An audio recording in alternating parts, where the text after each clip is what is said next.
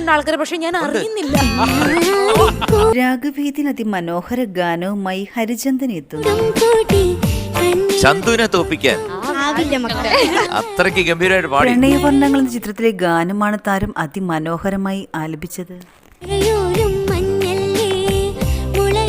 എന്റെ ഒത്തിരി നാളത്തെ എക്സ്പീരിയൻസ് വെച്ച് മോക്കൊരു ഫൈനലിസ്റ്റ് വരെ എത്താൻ സാധിക്കും. നല്ല രീതിയിൽ പോയി കഴിഞ്ഞു. ഓൾറെഡി ഫിനാലയിൽ കപ്പ് കിട്ടിയ സന്തോഷമായി. KG യേശുദാസും KS ചിത്രയും ആലപിച്ച ഗാനം അതിമനോഹരമായാണ് താരം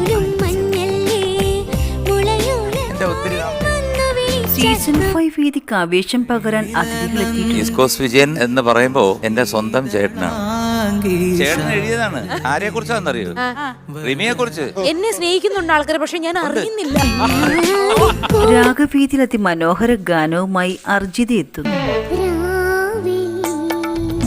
കുഞ്ചിമോളെ എത്ര കോൺസെൻട്രേഷനോട് കൂടിയിട്ടാണ് ഓരോ നോട്ട്സും മോള് പാടിയിരിക്കുന്നത്. വേദിയിൽ വിധികർത്താക്കളെ ഞെട്ടിക്കുന്ന പ്രകടനമാണ് അർജിത കാഴ്ചവെച്ചത്. ഞങ്ങളുടെ ആർജിത എന്ന ഈ കുഞ്ചി ഒരു അത്ഭുതം. വിധികർത്താക്കൾ ഒന്നടങ്കം എഴുന്നേരുന്ന് കൈയടിച്ചാണ് അർജിതയെ പ്രശംസിച്ചത്. എനിക്ക് തോന്നുന്നു സീസൺ 5 നിറമനസ്സോടെ ഞങ്ങൾ എല്ലാരും കൂടെ തരികയാണ്.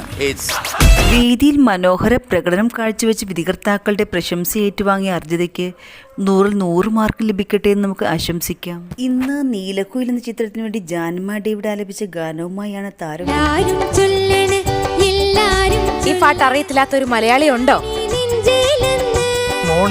ഭാസ്കരൻ മാഷീണം പകർന്ന ഗാനം അതേ മനോഹാരത്തിലാണ് താരം ആലപിച്ചത്.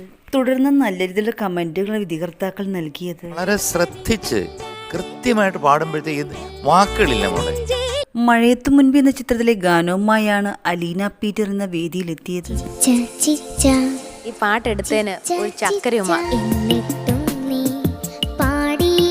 രവീന്ദ്രമാ ക്ഷീണം പകർന്ന് ജാനകിയമ്മ ആലപിച്ച ഗാനം അതിമനോഹരമായാണ് താരം ആലപിച്ചത്. പാട്ടിന്റെ ജാനകിയമ്മ കൊടുത്ത കുറെ ഫീല് മോള് പല സ്ഥലത്ത് കൊണ്ടുവന്നിട്ടുണ്ട്. ഡീറ്റെയിൽസ് പറഞ്ഞിട്ട് ആരാ എഴുതിയത്? രചന കൈതപ്പുറം സാറ്. തുടർന്നും രസനിമിഷങ്ങളാണ് വേദിയിൽ അരങ്ങേറുന്നത്. ഏതോ ഒരു സ്ഥലത്ത് നിന്നപ്പോഴേ ഒരു കൊച്ചു അതിനെ അറിയത്തില്ല. രചന നാരായണൻ കുട്ടി. ഇതിപ്പോ ഉണ്ടാക്കി